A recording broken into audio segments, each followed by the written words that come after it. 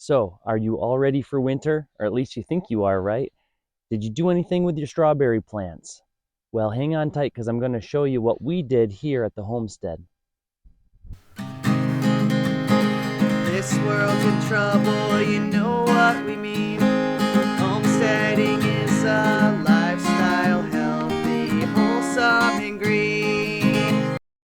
Hey, welcome back to the All Green channel, everybody. I'm Jimbo. Thanks for tuning in and following along our homesteading journey. This episode is all about strawberries today and specifically getting ready for winter. It's going to be a pretty easy process for you, but just kind of giving you the explanation of how it's gone for us so far. This is going to be our second winter with our strawberry plants. So that means back in the summer of 2020, we bought 50 June-bearing strawberry plants. And again, we're in northern New York, so this is going to change a little bit, this advice around the country. But pretty much, you can pretty much still pick up some of these tips and tricks and apply them to your homestead. Anyways, we've had about 50 plants, and the first winter, they were just seedlings, so no big deal. The second year, so 2021, we had them and they were growing up nice and big and beautiful, not bearing, or they would have bore some strawberries. However, the first year of strawberries, you really want to stop them from producing fruit, and all that means is cutting off the buds, cutting off the flowers. And what that's going to do is it's going to force the plant to put its energies into growing stronger, deeper roots, more leaves. Just in general, put its energy into building up its plant, the plant of itself, instead of putting it into strawberries and reproducing. And as a result, the second year, or the year of 2020 for us, is our producing year. And it was fantastic. We had buckets and buckets and buckets of strawberries from these plants. They really came out fantastic. So we couldn't be happier. We had so much. It was all at one time. There's other strawberry plants you can get as I think they call them everbearing, as opposed to June bearing. Ours comes out around June, in middle of, or at the beginning of summer, into July. So it was a good season for us, and we certainly enjoyed it. But no matter what kind you have, you're going to need to winterize them, and you're going to need to get them ready for the cold months, because you put a couple of years of effort into trimming them and building a place for them to live, and these nice beds. Don't let your fruits and your labor go to your labors go to nothing, for or wasted. So all you need to do, and it's real simple, is kind of time the climate to when you put on the straw. Obviously, you see I've got my strawberries down here.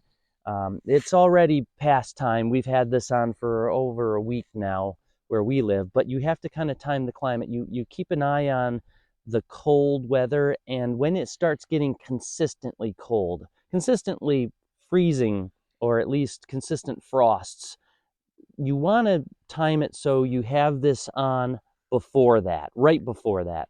That way, the plants still have the sunlight and is getting the warmth of the sun on the nice days.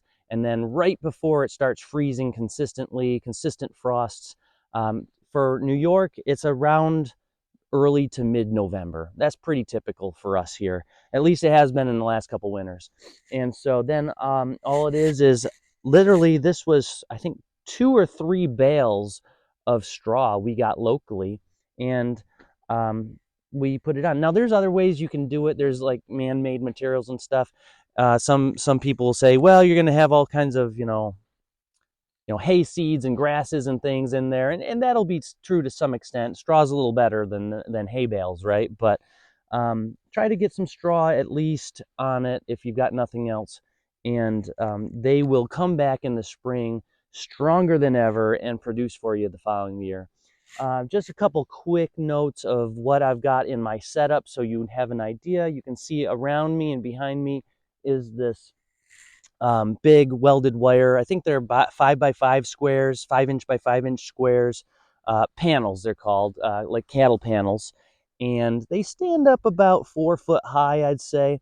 What I did was I put them around with T-posts to keep the deer away. That's really what I'm talking about, keeping pests out. And then on top of that, I have the bird netting, which is real cheap stuff, easy to put on and install. And that's just to keep the birds out and other critters. It doesn't stop the cats. And I already took it down, but over me, on top of that 4-foot welded wire, I'd also have a bird net covering this whole thing just to keep everything out. I didn't want to lose any of my strawberries to wildlife. So it worked fantastic. I would recommend you do something similar. We do have a lot of deer around here. And the last thing I want, again, is I put all this time and effort into as an investment into these strawberry plants. Last thing I want is something to dig them up or chew up the leaves or eat all my berries. So I would recommend you do something similar because it has been a fantastic success. And I would just, if you don't have any kind of berry plants, strawberries are fairly simple. I don't do a whole lot of weeding. You know, the first year we did just because we were there and cutting off the flowers and buds, but year 2, we pretty much let them go on their own, and they will vine out and produce even more in the future years to come. So 50 plants is going to multiply to some extent. So anyways, we've loved them. Would encourage you to get some fruit plants as well, such as strawberries. And I hope you found this helpful. Please like and subscribe before you leave, and make sure that you follow along our homesteading journey, where we like to share some of this green lifestyle and information and what we're doing with you all that's following along. And again, thank you. We appreciate everybody's subscriptions as well as comments. And tell me, how do you like my setup for strawberries? How do you like your setup if you're using it? And do you do anything different? I'd love to learn. So, all right, take care.